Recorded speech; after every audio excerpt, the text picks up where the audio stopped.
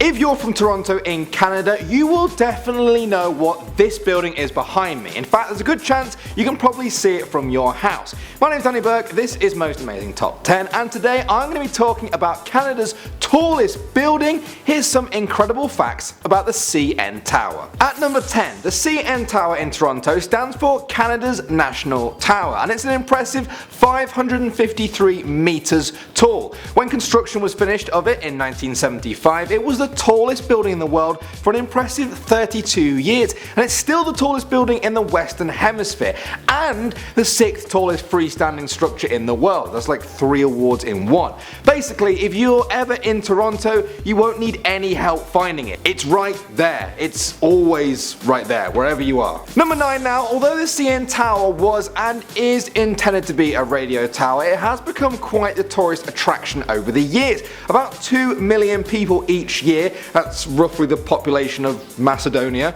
Don't know why I chose Macedonia. People don't talk about Macedonia enough. Anyway, these 2 million visitors make the trip up the elevator on the CN Tower to the Sky Pod. That's a pod in the sky, for those of you wondering. Yeah, thank me later. Number 8 now, the CN Tower is considered a modern wonder of the world. In 1995, the American Society of Civil Engineers named the CN Tower as one of their 7 engineering wonders of the world, claiming that it was one of the greatest civil engineering achievements of the whole of the 20th century. It sits on that list with other greats such as the Channel Tunnel that links the UK and France underwater, New York's Empire State Building, and San Francisco's Golden Gate Bridge, which I also talked about in another video we did right over here. Check it out. At number 7, the CN Tower is almost perfectly vertical. Now you might ask, how can it be almost perfectly vertical? It looks pretty straight to me. Surely a building has to be perfectly straight. Well, it's actually off by 1.1 inches at the top from being what builders call plumb, which means vertically level. Now this is very impressive because generally speaking, tall buildings have to be very straight indeed in order to stop them from slumping, unless they want to end up looking like the Leaning Tower of Pisa. It's not a bad look for an ancient cool Roman building, but not the best for a tower that is over half a kilometer tall. Next up at number 6, we're talking strength, and you might be pleased to know that when you get to the top of the CN Tower, it's very sturdy indeed. It's able to withstand an earthquake of 8.5 on the Richter scale. It would take a lot to bring this thing down. It can also withstand winds of up to 260 miles per hour, which is roughly very strong winds. It would take one hell of a big piggy to blow this tower down, basically. I once had a nightmare about being in a skyscraper during a hurricane. Actually terrifying. At number 5 now, at the top of the CN Tower is a restaurant called the 360 Restaurant. Now it offers Canadian cuisines from all over Canada and spectacular views of Toronto below, but what's even cooler is that it rotates. That's where it gets its name from, 360 Restaurant. As you sit and eat your meal, you rotate 1 degree every 5 minutes, which means after 72 minutes, you will have seen Toronto from every angle and you'll be right back where you started.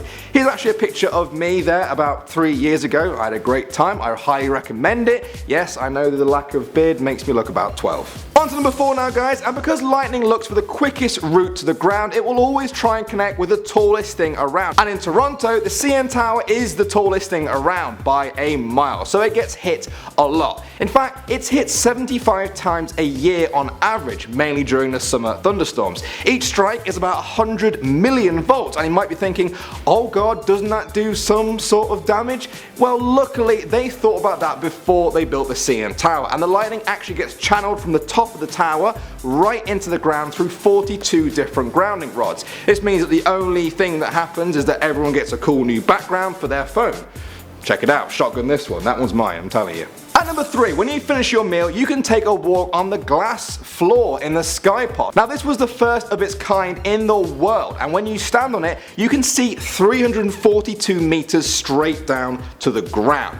Visitors are encouraged to stand on it and dare to walk on air. Now don't worry, it's totally safe and it has been for the 20 years since its creation, but that doesn't stop people from freaking out. That the only thing stopping them from falling to their death seems to be about 2.5 inches of glass. It's pretty nerve-wracking. But this is specially made glass, very strong glass indeed. In fact, it can hold over 20,000 kilograms of weight. To give you an idea of how much that is, that's about 14 hippos worth, or 35 moose if you're Canadian. So you might be scared, but don't be, unless you hang around with a lot of mooses. Mises? Moosei? I don't know. Moving on now, anyone who's ever been to Canada knows that the winters can be pretty brutal to say the least, and in Toronto, freezing rain isn't that uncommon in the winter. And at number 2, back in 2007, there was a lot of freezing rain that hit one side of the tower. When the wind came down, it blew chunks of ice the size of tabletops off the tower and sent them crashing down into the city below. Terrifying. They fell at a mind-blowing 223 miles an hour. Now fortunately nobody was hurt, but the ice damaged cars and dented roofs. One local hotel even began giving out hard hats to its guests for their own safety. Is this a sign that Mother Nature thinks we built too high? Probably not.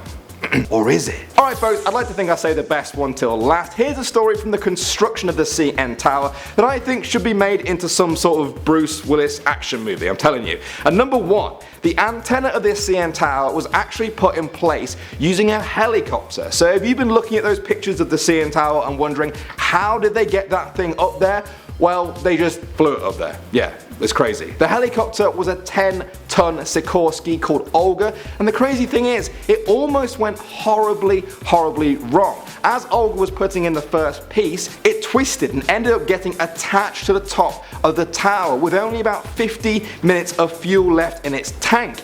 If it ran out, it would have literally just crashed down. Steel workers had to scramble up and burn off the bolts keeping it attached to the tower. Olga landed safely with just 14 minutes of fuel left in her tank, which is good news because I think a helicopter crashing into the CN Tower before it's even finished might have been the worst thing ever. Like, ever. Alright folks, I'm now going to go and pitch that movie idea to Hollywood, so I'll wrap this up by asking you, have you guys ever been to the CN Tower? If you have, what was it like? Did you enjoy it? If you haven't, do you want to go? And here's a question that all of you can answer. What do you want us to do next here on Most Amazing Top 10? As ever, the choice is yours. We make these for you, so keep the suggestions coming. In the meantime, do all that good stuff like subscribing if you haven't done so already, and if you just want to keep watching more and more right now, because I know that some of you guys do, there's 2 floating over there, so keep going. Thanks for watching Most Amazing Top 10. My name's Danny Burke. If you do want to follow me on Instagram, you can find it somewhere down there. I'll see you guys in the next one.